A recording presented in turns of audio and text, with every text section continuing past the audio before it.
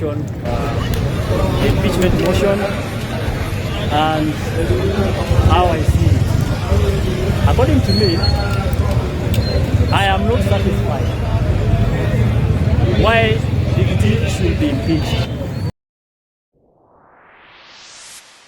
Safara Kadhimiti TV. Chimbe Tete. The best ahead of the rest.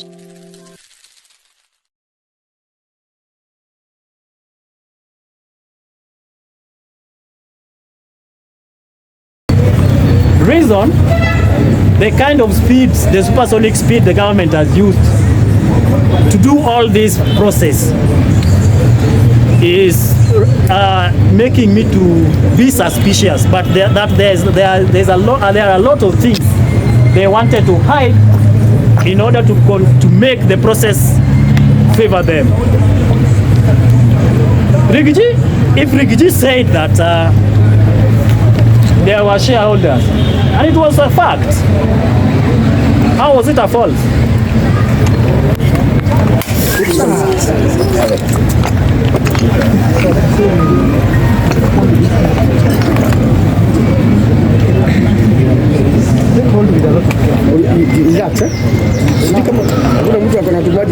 Okay.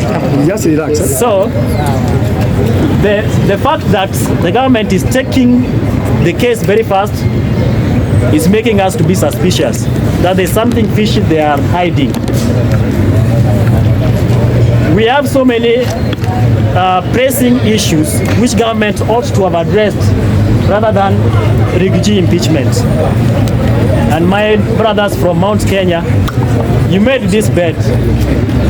Please lie on it. We can just say sorry. We may not like Gachagua, but we don't like how he has been handled. Maybe there's something they know that we don't know. They were not supposed to involve us to pretend that they are doing public participation, because even what they were doing was not public participation. We are fearing our president. Number one, we have seen he has bought the opposition. Raila Odinga is in his pocket. He was not there during when they were making the shares, but he has come late. He has gotten his shares. Maybe Mr. Ruto kept his shares in his pocket and we were not informed. So, we have seen opposition votes. We have seen both houses, parliaments are in the pocket. We are also seeing them going for judiciary. When those three are in one place, working towards common goal, common mwananchi, we will never have our rights. According to the Constitution of Kenya, the DP should not be unpicked or appointed, should be elected by the president. So I think what they are doing is not constitutional. And then they will create a scenario where you use and dump situation where somebody will pick you as a running mate and after elections you get impeached. They will only need to buy the parliament and everything is done. So we have seen the two arms of government together, that is parliament and the executive. The remaining side is the judiciary, which we are still fearing that may soon go and dine with them. Last point, let me talk about the globalist agenda, which the government is also helping to propel. We have the things which we have important sectors like agriculture, education, and health. Let me talk about agriculture. Agriculture is mostly affected because they first did away with our ancestral seeds, which could be reproduced easily by our farmers. They are now forcing us with seeds which must be bought every season. Why? Why? So I think the agriculture sector also needs a lot of work. We have seen where the fertilizers are bought. They either get lost or they are mixed by some unfamiliar materials then sold to our farmers, which affects our agricultural sector.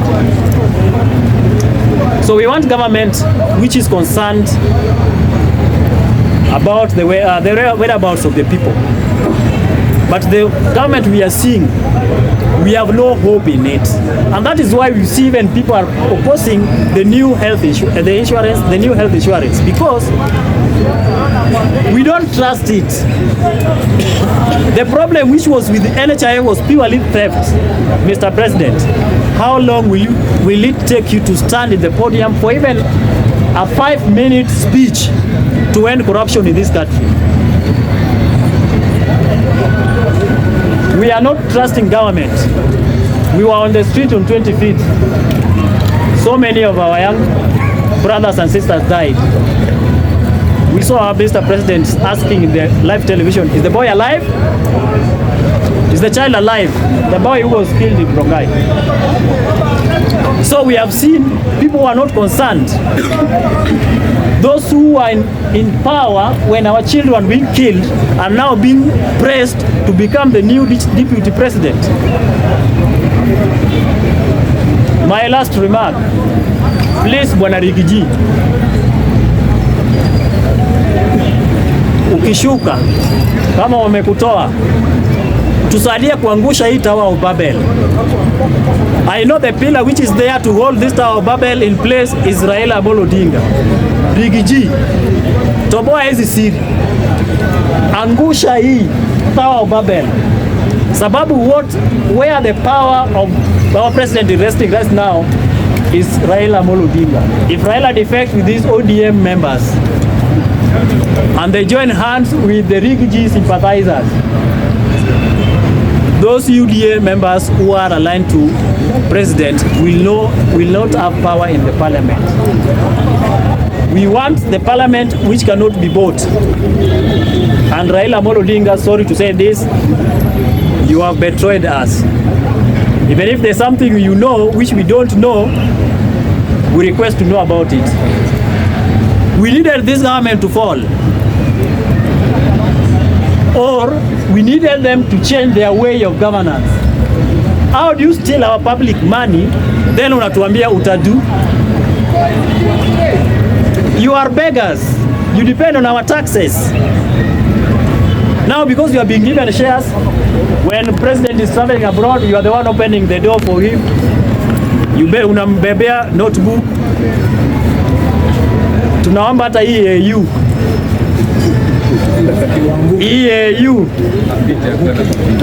anguke tu, akwe tu namba 2. Hiyo namba 2 tumezoea nayo for many years. Will not be shocked. Hatutakuwa na maandamano international. Na kura yenye iko Kenya ni kura moja tu ya President William Ruto. Tunaomba tu Agwambo anguke hii AU seat, arudi hapa, alafu Kinambani wa resign. Wale MPs waachane, waache kuingilia hapo. We are sad. We have much to say, and because of time, I want to allow other speakers to do the same. Government, listen to us. Revolution will come. Another wave is coming, but it will come. However late it will be, it will come. Endeleeni tu mambo ya impeachment ya Rigiji. Mkitoka hapo, mtuambie vile mmetupangia education, mtuambie vile mmepanga kutuboresha maisha yetu kupitia health, mtuambie vile new model funding is working with us, mtuambie why must you give us Adani? Kwani Adani hakuna airport kule India wanaweza tengeneza? Hiyo airport lazima tengeneza tu hapa Kenya. Fight corruption. If you make the country corruption free, we shall have trusted people, and the activities done in our country will be helpful to our people. Thank you very much. To the coming members, let us be within the contextual framework of the impacts of the argument within that meaning, so that we get the right point. Tusipige mbalimbali sana.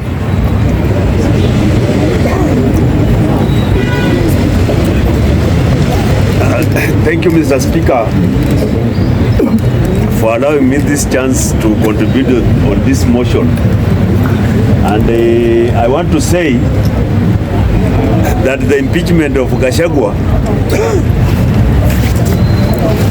is not about Gachagua. This impeachment is not about Gachagua. It is a precedent. We are trying to create a precedent for posterity, for the future. And that is why we as Kenyans, we are insisting that there must be seen to be procedural fairness, legal threshold, and public participation. Those three issues must be seen in this impeachment. We might hurry it today. Tunaweza kuikimbiza kwa sababu tunamchukia Gachagua, but hatujui tuna create president ambayo itatumika siku zijazo.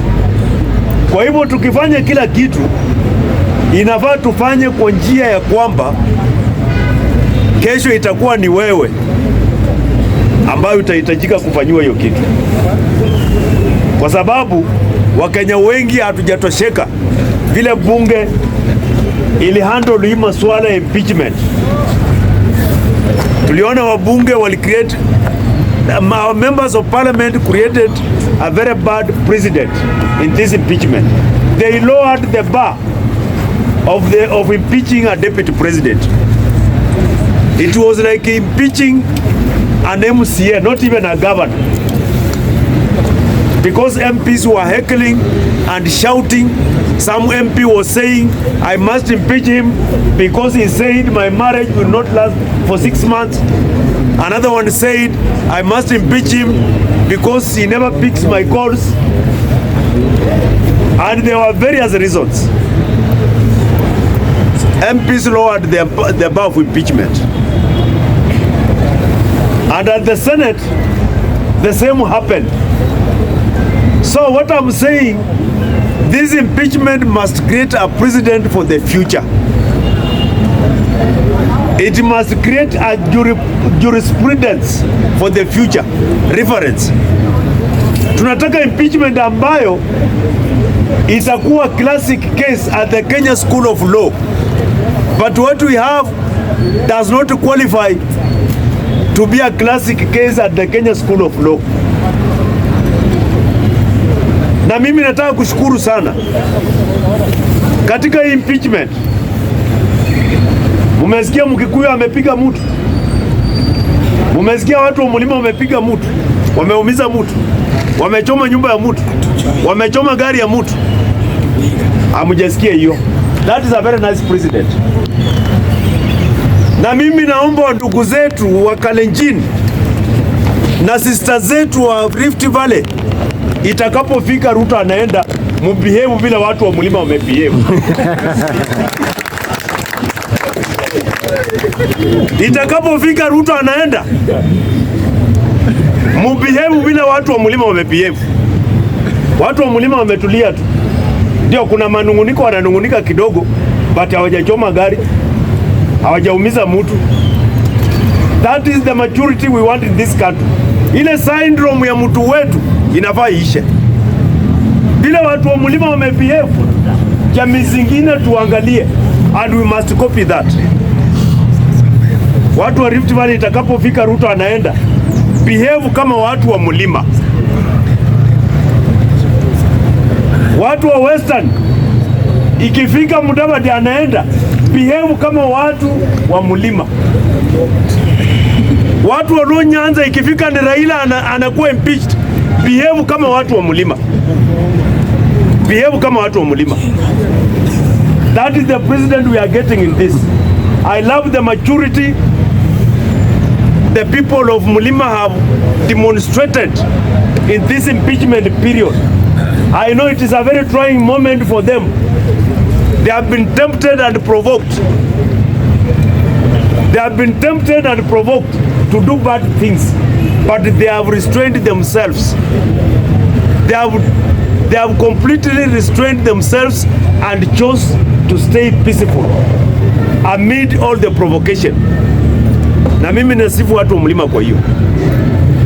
Kwa hivyo mimi narudia tu, ikifika wakati Ruto ataenda, sijui kama ataenda kesho ama kesho kutwa ama 2027 kwa election, watu wa Rift Valley, angalieni vile watu wa mlima wa behave, na nyinyi mbehave hivyo. Na nyinyi mbehave hivyo. Hii masuala iko katika mahakama. Na pia nimesikia watu wengine wakisema koti haina jurisdiction ya kusikiza mambo ya impeachment. We have what we call separation of powers, the Montesquieu principle of separation of powers. That is what we want. Ndio tujue, kwa sababu yeye ni truthful man. Tunaomba tuambie katika hii serikali nani amekula nini, kwa sababu yeye tumeambiwa ile amekula. Tumeshaambiwa. So na yeye atuambie hao wengine wamekula nini. Atuambie Ruto amekula nini. Kama yeye alitengeneza 5.2 billion in 2 years. Gachagua mimi anajua ile Ruto ametengeneza ini 2 years. Na ukitaka kujua ile Ruto ametengeneza in 2 years, una multiply ya Gachagua by 20. Unapata ya Ruto. So mimi nataka nimalize speaker kwa kusema hivi, Wakenya tujifunze vile tumehandle impeachment na tumekuwa watu wa amani. We cannot solve anything through violence. We shall never solve anything through violence. You cannot solve anything through violence. But we shall solve everything through the power of our vote. Through the power of our vote. That is how we shall solve our issues. Usimchukie ndugu yako kwa sababu yeye ana support Ruto na wewe una support fulani. Ukumbuke kwamba kuna makabila ngapi hapa Kenya? 2. Mimi sijui makabila 44. Me, I know 2 tribes. I know the tribe of the rich and the tribe of the poor. Hizo zingine mimi sijui. Wewe mwenye uko hapa, you are my tribe. You are not a Kamba, you are not a Luo. You are my tribe. Na wale wanaishi Karen, Muthaiga, Kileleshwa, Lavington, they belong to one tribe. So we have only 2 tribes in Kenya.